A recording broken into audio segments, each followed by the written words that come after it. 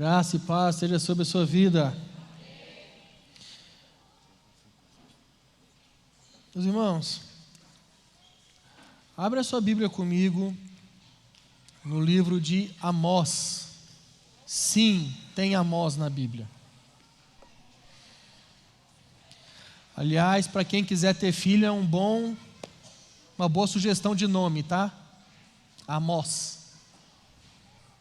Misericórdia. Amós, capítulo 9.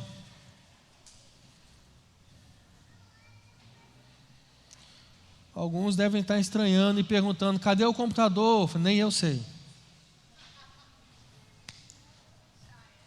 Deus vai dar graça. A partir do verso 11, nós vamos ler do 11 ao 15. Olha, tiraram a tenda, estava tão legal. Todo mundo achou? Amós 9, 11. Naquele dia levantarei o tabernáculo caído de Davi, repararei as suas brechas e, levantando-o das suas ruínas, restaurá-lo-ei, como fora nos dias da antiguidade, para que possuam o restante de Edom e todas as nações que são chamadas pelo meu nome, diz o Senhor que faz estas coisas.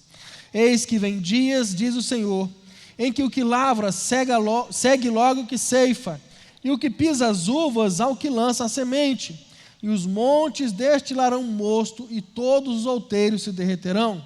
Mudarei a sorte do meu povo, de Israel, reedificarão as cidades assoladas, e nelas habitarão, plantarão vinhas e beberão do seu vinho, farão pomares e lhes comerão fruto, plantá-los-ei na sua terra, e dessa terra que lhes dei já não serão arrancados, diz o Senhor teu Deus. Feche seus olhos. Pai, em nome de Jesus, essa é a tua palavra, Senhor, e nós clamamos nessa noite por um toque, Pai, do teu Espírito Santo sobre nós, trazendo a compreensão, trazendo o entendimento. Pai, abra o nosso entendimento, porque nós queremos entender a tua palavra, Pai, para que ela se torne na nossa vida uma semente que será plantada nessa noite, na terra fértil do nosso coração, e que ela possa germinar, que ela possa crescer, que ela possa frutificar nas nossas vidas, e frutificar, ó Pai, através de nós, ó Pai. Ó Deus, em nome de Jesus, que em tudo o teu nome seja glorificado, o teu nome seja conhecido, que a honra, a glória e o louvor sejam do Senhor, que eu seja tão somente, Pai, um instrumento usado conforme a tua vontade, em nome de Jesus, amém. Irmãos, antes de eu entrar no contexto do que nós vamos falar aqui, eu preciso apresentar algo para vocês, para que vocês entendam o contexto do que eu vou falar aqui hoje. Nós estávamos, eu e a Alessandra, orando, buscando da parte de Deus nesse novo tempo, o que o Senhor quer para a nossa igreja a partir do próximo ano. O ano está acabando, já estamos em dezembro, e o que Deus quer para nós a partir do ano que vem? Qual é a direção do Senhor para nós? E Deus, Ele falou algo aos nossos corações de forma muito clara e muito específica, que é o que nós vamos caminhar a partir do primeiro dia de janeiro como tema da nossa igreja durante o ano de 2024. Amém? Glória a Deus. Vocês estão entendendo? Ok. Então a nossa comunicação fez um videozinho que eu acho que eles vão conseguir passar. 2023, o ano das portas abertas se despede, dando lugar a 2024. Um novo ciclo se inicia.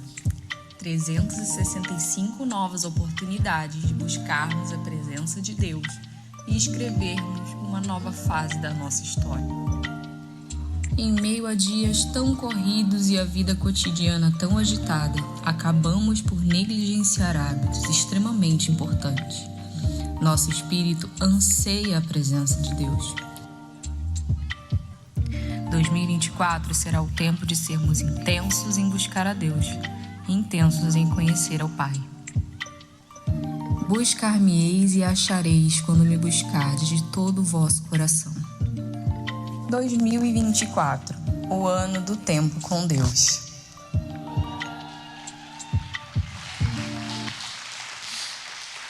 Glória a Deus.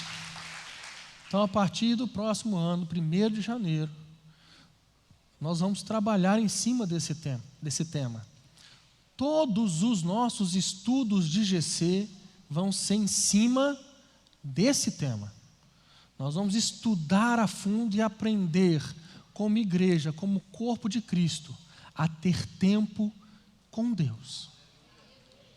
E aqui, na leitura que nós fizemos de Amós, nós vemos Deus falando sobre a restauração de um tabernáculo, de uma tenda, né?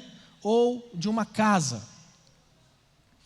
Para que nós possamos entender o que o Senhor está falando aqui, nós podemos ver de duas maneiras, de duas óticas.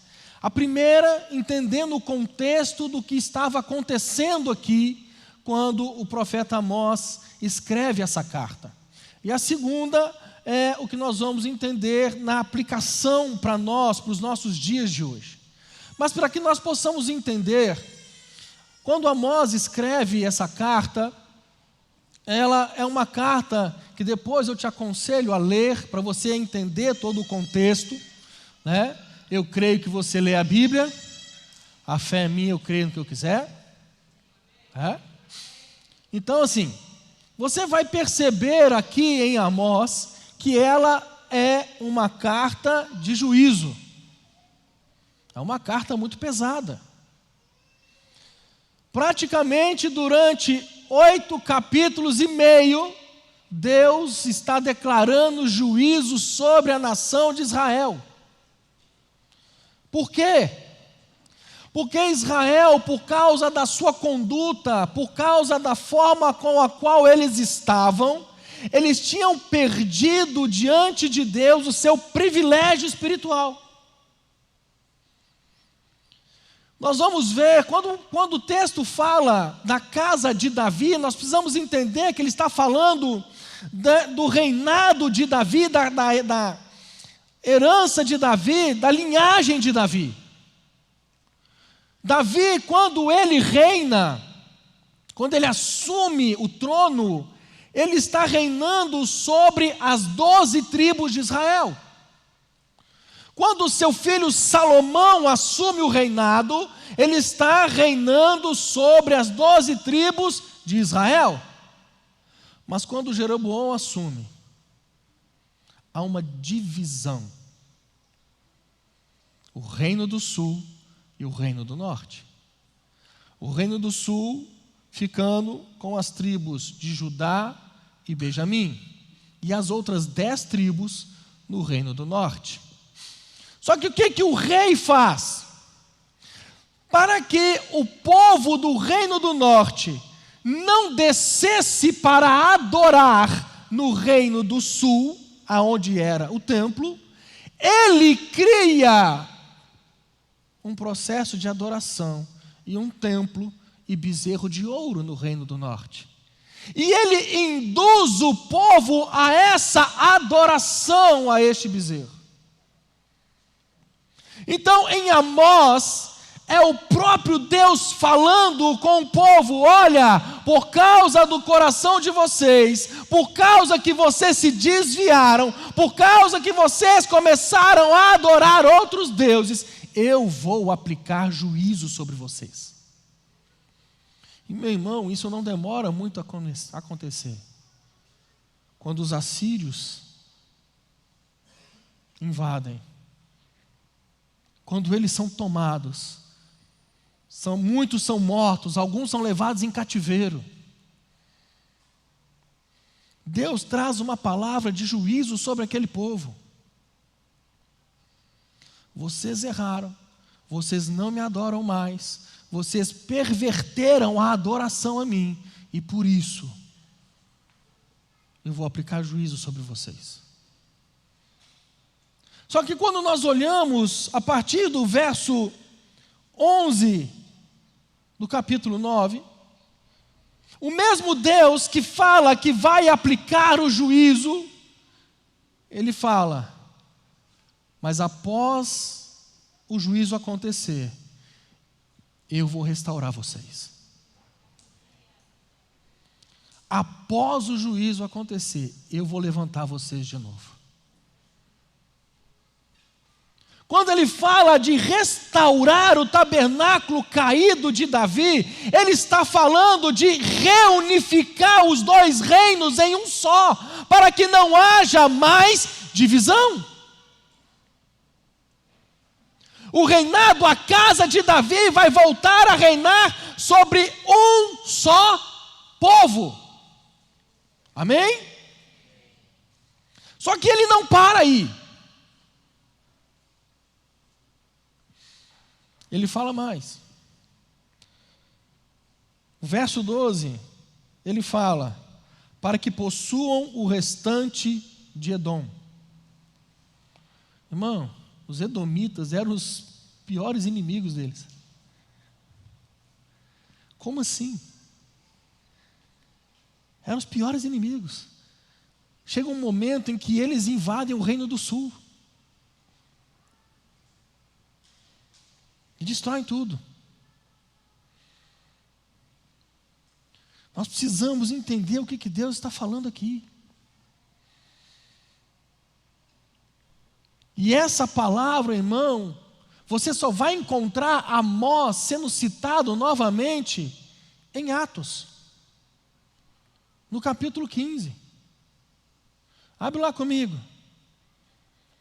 Deixa marcado aí e vai em Atos.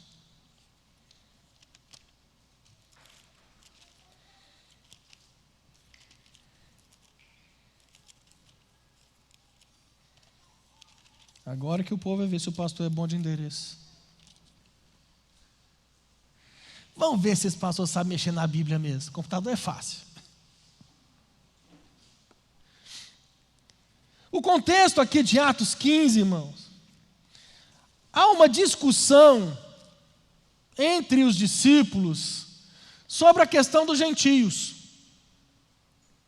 Se eles tinham que fazer a circuncisão ou não. Então eles estavam ali discutindo entre eles sobre isso. Então Pedro, ele se levanta para falar. E Pedro, ele fala: olha, eu tive na casa ali de Cornélio, ministrando aqueles irmãos, aquela família, e eu vi aqueles gentios sendo cheios do Espírito Santo como nós fomos. Depois de Pedro, quem fala é Paulo e Barnabé, dando testemunho daquilo que Deus estava fazendo através da vida deles no meio dos gentios. Então se levanta Tiago, no versículo 12, no versículo 13, ele diz: depois que eles terminaram, falou Tiago dizendo: irmãos, atentai às minhas palavras. Expôs Simão como Deus primeiramente visitou os gentios a fim de construir dentre eles um povo para o seu nome.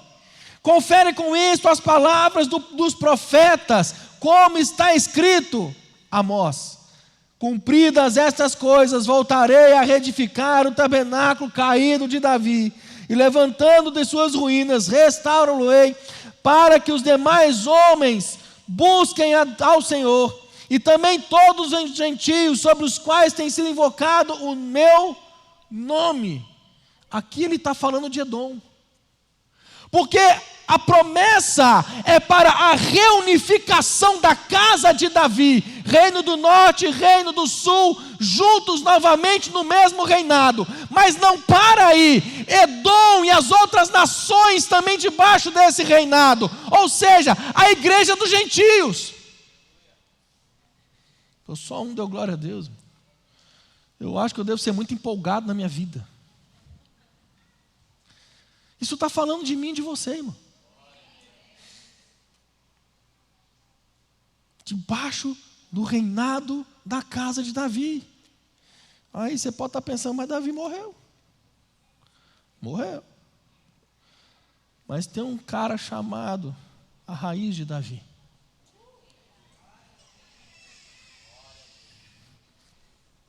É sobre esse reinado que nós estamos falando. Agora, esse tabernáculo também, ele é um lugar. Quando você vai ler, e aí você vai ler em casa, como exercício, se eu não me engano, 2 Samuel capítulo 6, quando Davi recupera a arca da mão dos filisteus, Davi, ele pega a arca, coloca a arca num carro de boi, porque ele quer levar aquela arca para a casa de Davi, porque ele recuperou a arca da aliança que havia sido roubada pelos filisteus. Ele queria levar de volta. A arca representa a presença de Deus, era onde a presença de Deus se manifestava no meio do povo, dentro do tabernáculo de Moisés. Então Davi coloca essa arca em cima de um carro de boi, e eles estão felizes, eles estão alegres, porque recuperaram a arca e estão levando para a cidade de Davi. Só que a arca, o carro balança, a arca vai cair, e o irmão, cheio da boa vontade, bota a mão na arca e morre. E aí Davi morre de medo. Eu não vou levar isso, está matando gente, como assim? Ele deixa a arca na casa de Obed-edom e vai embora. Ele recebe a notícia que aquela arca, que a casa de Obed-edom está sendo abençoada por causa da presença de Deus dentro da casa dele. Ele recebe a notícia que a arca que representa a presença de Deus na casa daquele homem estava abençoando a casa dele. Ei, só uma observação. Abre um parênteses aí. Você precisa entender o que um GC dentro da sua casa pode proporcionar. Fecha parênteses. Então Davi fala, não, eu tenho que trazer isso para cá. E aí então ele resolve pegar a arca novamente. Só que desta vez, de uma forma diferente. Ele não pega a arca de uma forma displicente. Não bota ela em cima de qualquer coisa e sai levando. Eles começam a carregar a arca. E a Bíblia diz que a cada 6 passos, eles faziam um sacrifício a Deus. Davi ia na frente. O tabernáculo de Moisés, ele ainda existia, irmão. Ele ainda existia. Eu sempre confundo onde que ele estava. Estava em Siló, se eu não me engano. Não lembro. Sou obrigado a saber tudo também, irmão. Depois você pesquisa. O tabernáculo ainda tinha. Então, se a arca está recuperada, eu tenho que levar ela para o lugar dela, que era o Santo dos Santos, dentro do tabernáculo. Para que se voltasse, para que se continuassem a fazer todos os ritos que se faziam dentro do tabernáculo. Só que Davi não faz isso.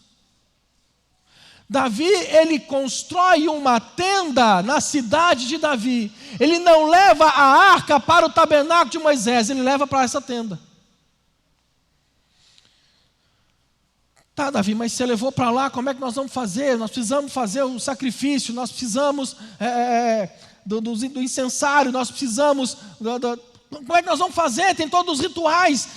Nessa tenda que você fez aí, tem como fazer os rituais. Não precisa fazer ritual. Deixa os ritos para vocês. Deixa os ritos para vocês que acham que são os ritos que fazem Deus operar na sua vida. Deixa os rituais, Deixa o protocolo para você que acha que precisa do protocolo para que Deus te abençoe. Porque aqui é o lugar onde eu construí. Nós não vamos fazer ritual, nós vamos somente dobrar o nosso joelho e adorar a Deus. Pode fazer os rituais lá, irmão. Pode fazer. Continua seguindo tua vida. Você precisa disso? Segue tua vida. Mas entenda que existe um lugar que você pode entrar e adorar a Deus. Meu irmão, deixa eu te falar uma coisa. Você pode percorrer toda a Bíblia, de Gênesis a Apocalipse. Você não vai encontrar pessoas que viveram coisas extraordinárias com Deus, seguindo ritos, seguindo protocolos. Quando Deus fala com Moisés, olha Moisés, eu não estou aguentando mais esse povo. Que povo difícil, que está preocupado só com ele, que quer só saber, que é isso? Moisés, pega esse povo e some daqui. Mas Senhor, como é que nós vamos? Quem vai garantir a nossa vitória? Moisés, manda um anjo. Vai um anjo na frente de vocês, vai garantir a vitória, vocês vão conquistar a terra, e vai. Mas eu não vou não. O povo é muito difícil. A Bíblia diz, povo de dura cerviz. Povo orgulhoso, povo soberbo. Povo que acha que tem um rei na barriga. Que acha que sabe tudo, que pode tudo, que acha que tem um conhecimento de tudo. Não, pode ir. Senhor, não arreda o meu pé daqui, se a sua presença não for conosco. Moisés, eu estou mandando um anjo. Meu irmão, eu conheço muita gente que ia pegar um anjinho e ir embora. E ainda ia sair cantando. Jacó segurou o anjo. Não é assim? Me dá a minha bênção para depois. Irmão. Senhor, eu não arredo o meu pé se a tua presença não for. Tá bom, Moisés. Por sua causa. Porque eu conheço o teu coração. Meu irmão, presta atenção. Por causa do coração de um homem. Um homem. Eu conheço o teu coração. A minha presença vai com vocês. E aí, de novo, muitos de nós, com uma confirmação dessa de Deus, ia sair gritando, glória a Deus, aleluia, vamos embora, gente, que Deus vai conosco. Moisés falou assim, agora eu quero ver a sua face. Para o povo, o que eu estava intercedendo, o Senhor já deu. Agora eu quero ver a sua face. Eu quero mais. Eu não vou me contentar com os ritos. Eu não vou me contentar com pouca coisa. Eu quero ver o Senhor. Pode ler a Bíblia, irmão. Pessoas que viveram o extraordinário de Deus tiveram atitudes extraordinárias. Extraordinárias. 12 viram Jesus andando sobre as águas. 12 ouviram ele falando, vem. Só um botou o pé para fora.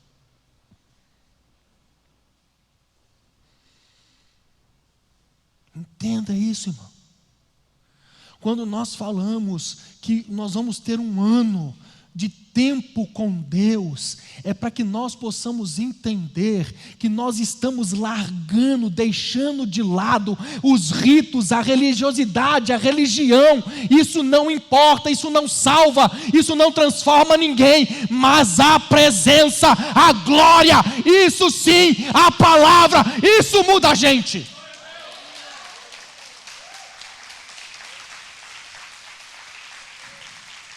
E Deus, quando Ele fala, olha, eu vou restaurar a tenda, o tabernáculo caído, Ele não está falando que vai restaurar o tabernáculo de Moisés, que foi ele quem mandou fazer.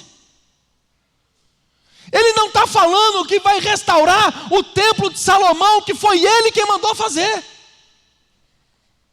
Ele está falando que ele vai restaurar o lugar de adoração que Davi fez. Que Davi fez. Sabe, irmão, nós temos uma dificuldade imensa de entender isso. Porque o que acontece? Nós aprendemos ao longo da caminhada cristã, nós aprendemos que para ser cristão, para ser evangélico, eu preciso de ritos, eu preciso de protocolos, eu preciso de... Não, meu irmão. Não. Você precisa de uma coisa: fome de Deus. Fome de Deus. O que falta para a igreja é fome de Deus. É fome de Deus. Mas como eu vou ter fome de Deus se eu não conheço Ele? Como assim? Então vamos lá. É uma pergunta boba que eu vou fazer, mas quem aqui gosta de churrasco?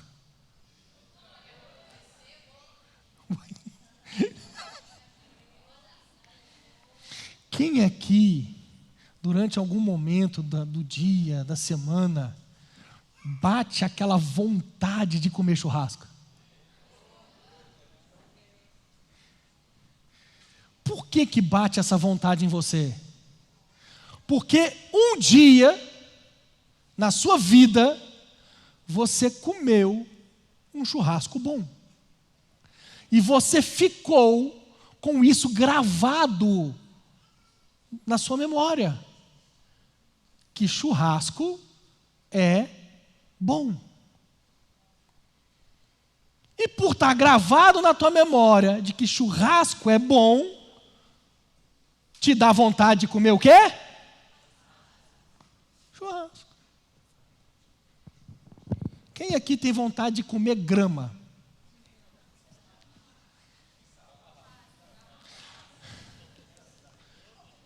Não?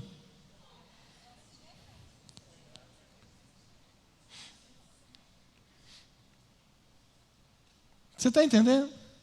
Por que você não tem, durante o seu dia, uma fome de buscar a Deus? Porque você não se alimentou dele. Você vive de movimento em movimento. Opa, está tendo um avivamento ali, vou lá. Opa, fulano está cantando ali, vou lá. Opa, está vindo um pregador tal, vou lá. Mas experiência, se alimentar de Deus, nunca. Então você nunca vai ter fome. Nós só temos fome, desejo daquilo que nós já provamos. Só. Meu irmão, se prepara. Porque o que você vai ter a oportunidade de provar Deus. Você vai ter. Você vai ouvir sobre isso um ano inteiro. Um ano inteiro. Para que você aprenda a buscar a Deus, a ter um tempo de intimidade com Deus, para que você entenda o que Ele está falando, que Ele não tem saudade de algo que Ele mandou construir, seja o tabernáculo de Moisés, seja o templo de Salomão, mas Ele tem saudade de um lugar que um adorador construiu.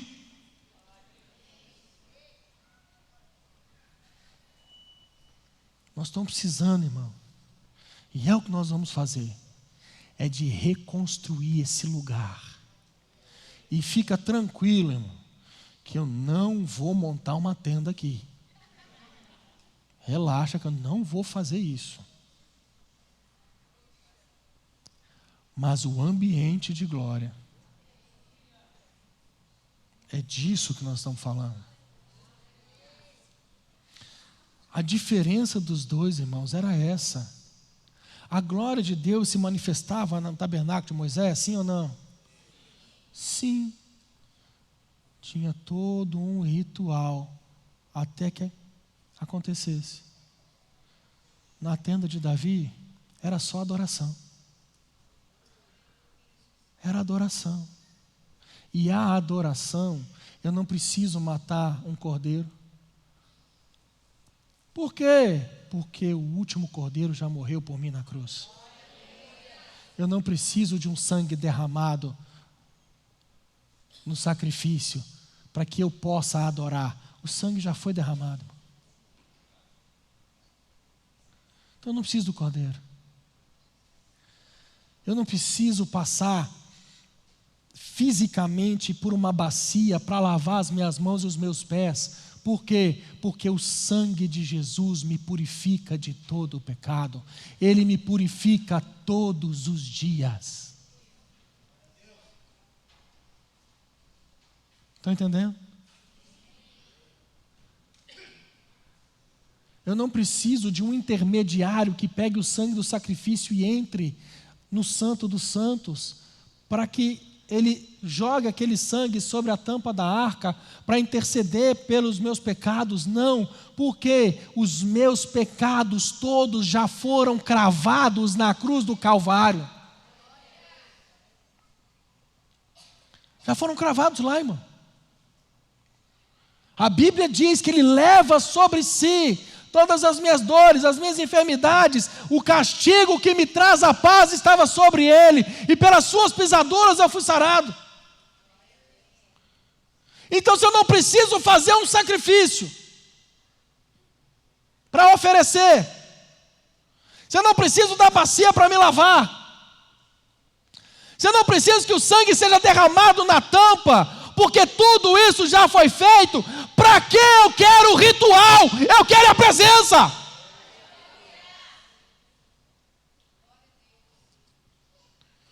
Nós precisamos sair do rito, irmão. Nós precisamos sair disso. Nós precisamos viver a presença de Deus, viver Deus. Pastor, então os cultos vai virar uma bagunça. Calma. As coisas de Deus têm ordem de decência, irmão. Mas eu não estou falando de rituais. O que te impede, irmão? De enquanto a palavra está sendo pregada, o Espírito Santo te pegar. Sem ninguém botar a mão em você. Você sabe qual que é o problema? Você espera o ritual de alguém pôr as mãos, ao invés de você se jogar na presença.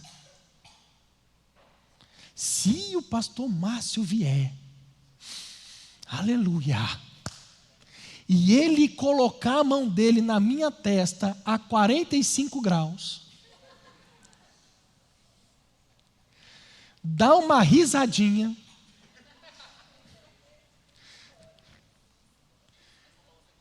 o Espírito Santo vai me pegar. Ô irmão, sai do rito e se joga na presença. Sai do ritual. Nós temos falado que é chegado um novo tempo. E esse novo tempo que a gente fala, não é só um novo tempo dessa mudança que como igreja nós vivemos, mas é um novo tempo, o tempo dos improváveis. Tempo dos improváveis, irmão. Eu me recordo na vigília, quem teve na vigília aqui? Enquanto eu pregava, que a gente começou a orar, eu tive direção de que uma pessoa precisava ouvir uma palavra e eu tinha que falar para ela a palavra. Fui eu. Vamos falar, Deus mandou. Quando eu cheguei perto, Deus falou, ainda não. Falei, agora me confundiu. O que é isso? Deus não é bipolar? É porque antes de você falar, essa pessoa precisa ser ministrada. Em tal área. Falei, amém. Vou fazer o serviço completo. Já estou aqui? Não. Falei, tá bom. Aí eu olhei e vinha saltitante a pastora Gisele. Falei, vou chamar ela. Quando eu levantei para chamar, não. O que o senhor quer, senhor? Eu quero um improvável. Irmão, eu falei, tá bom, senhor, então me fala quem é o improvável. Deus me mostrou quem era o improvável. Eu chamei o improvável. Menino, que mistério. Entregou a palavra, a pessoa recebeu, foi curada naquilo que ela precisava ouvir. E então eu entreguei o que Deus mandou entregar.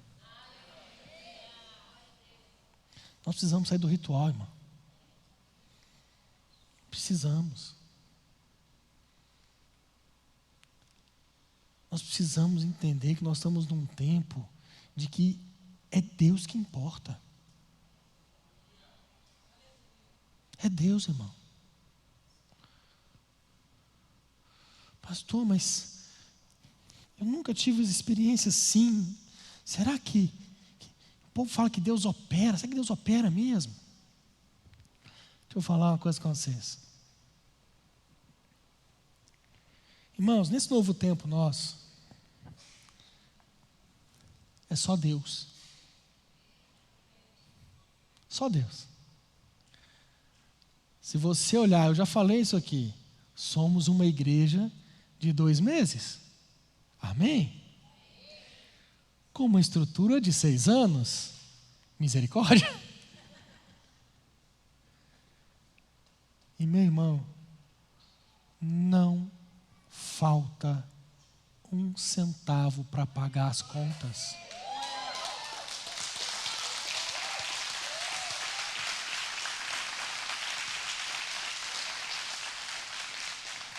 Não estão, as contas estão todas pagas. Em dia. Em dia, irmão. Se você sentar comigo, eu te mostro que as contas não fecham. Não tem como. Mas é Deus, irmão. É Deus. Quem vai para o encontro aqui?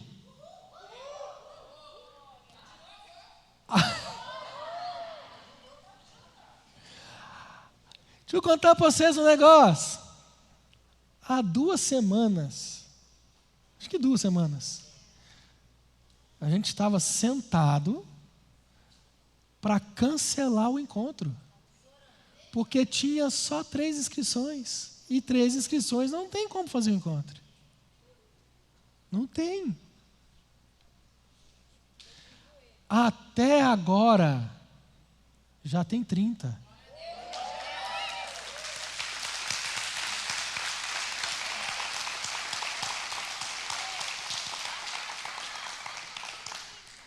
Presta atenção, irmão. Presta atenção. Tem gente que Deus já está operando na vida deles de uma forma sobrenatural.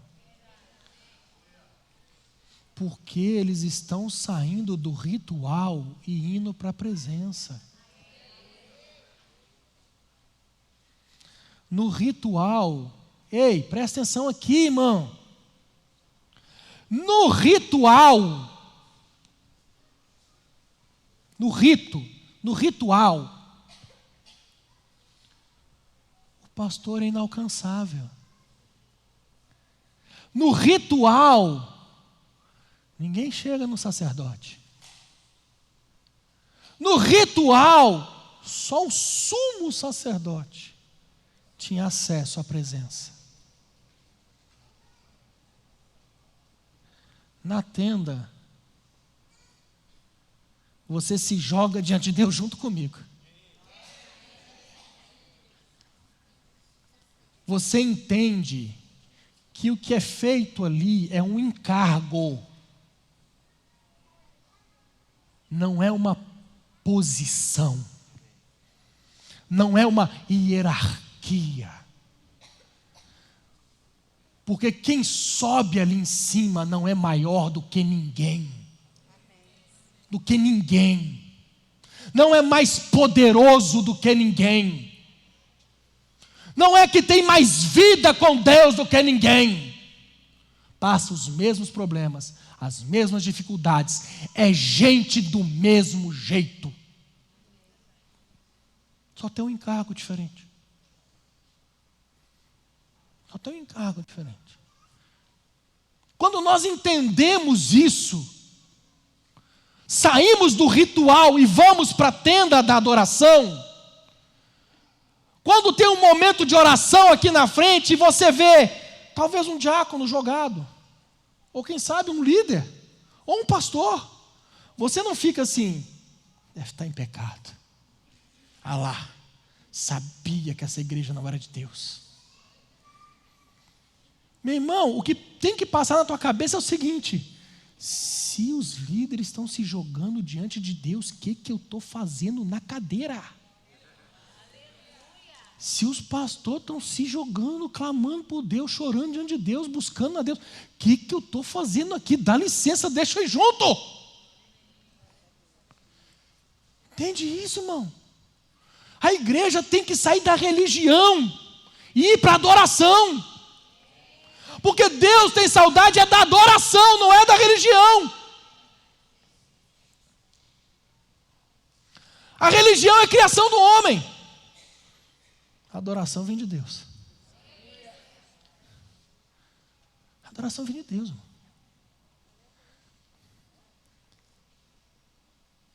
Então se prepare, irmão. Se prepara para aquilo que Deus... E eu vou falar com vocês, não vai esperar dia 1º. Já vai começar de agora. Você vai entrar dia 1º já, se você deixar, irmão. Porque a Bíblia fala que Ele está à porta e bate. Você tem que abrir para Ele. Mas se você deixar, você já entra dia 1º de janeiro, surtado em Deus. Surtado em Deus, irmão.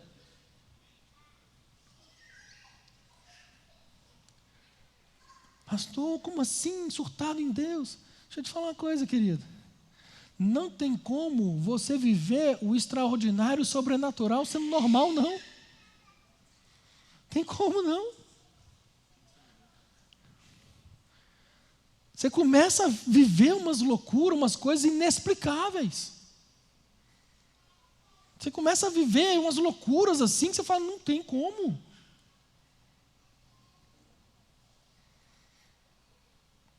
E outra coisa, não pegue a experiência que Deus te deu ou vai te dar e torne doutrina. Porque se você pegar a experiência que Deus te dá e tornar doutrina, você está voltando para a religião. Você está voltando para os rituais.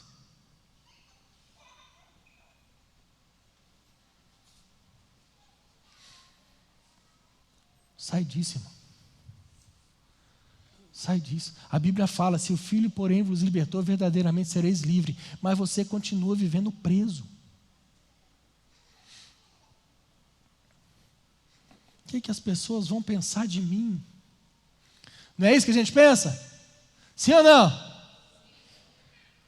Pega lá depois, 2 Samuel capítulo 6. Eu não me lembro qual versículo. Quando eles estão chegando na cidade de Davi já. Davi, irmão, ele entra na cidade dançando. E ele é criticado. Você acha que ele está preocupado?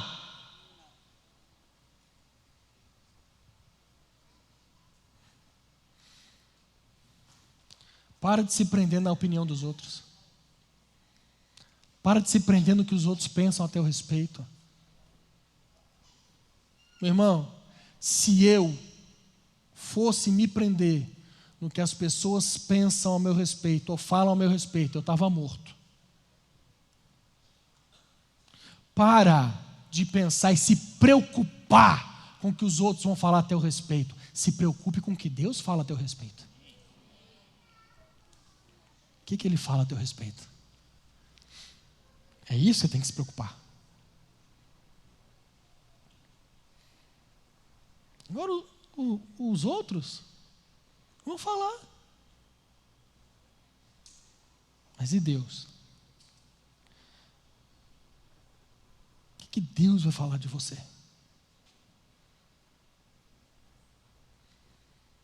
Sabe, irmãos, eu quero convidar vocês essa noite. O intuito dessa mensagem é isso: a se lançar diante de Deus. Se lançar diante de Deus. Tem gente aqui que já recebeu palavra da parte de Deus em relação ao teu chamado ministerial, e você está parado até hoje esperando cair do céu. O Márcio já levantou, misericórdia. Eu vou para o outro lado. Eu vou vir para cá.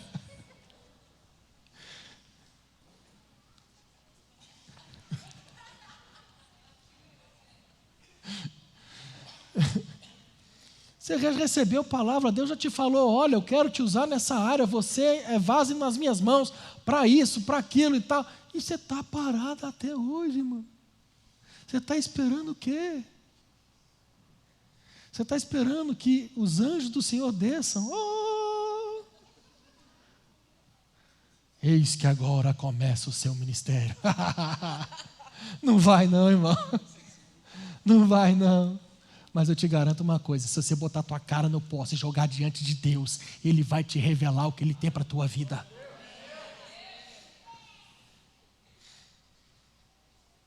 Não fique esperando que alguém chegue até você e fale: e aí, faça.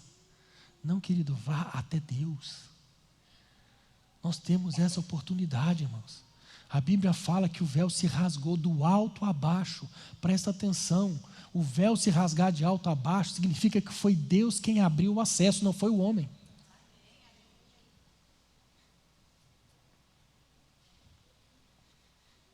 Eu estou procurando o pessoal do louvor, não achei, só achei o Arthur, cadê o resto? Sobe aí, irmão. Já toca aquelas 3 notas que faz chorar, estou brincando. Misericórdia, está amarrado. Medina não faz isso não.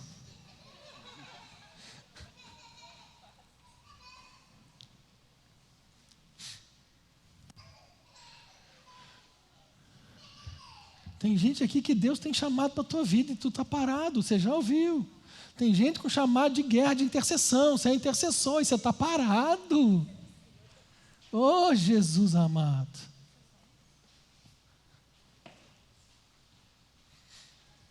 Eu vejo pessoas aqui com chamado de intercessão, eu vejo pessoas aqui com dom de cura. E está parado.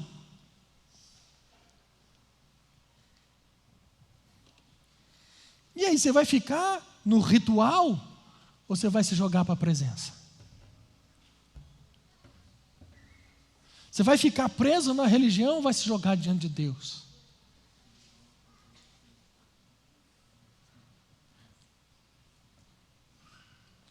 Então eles vão tocar uma música, eu não faço a mínima ideia que eles vão tocar.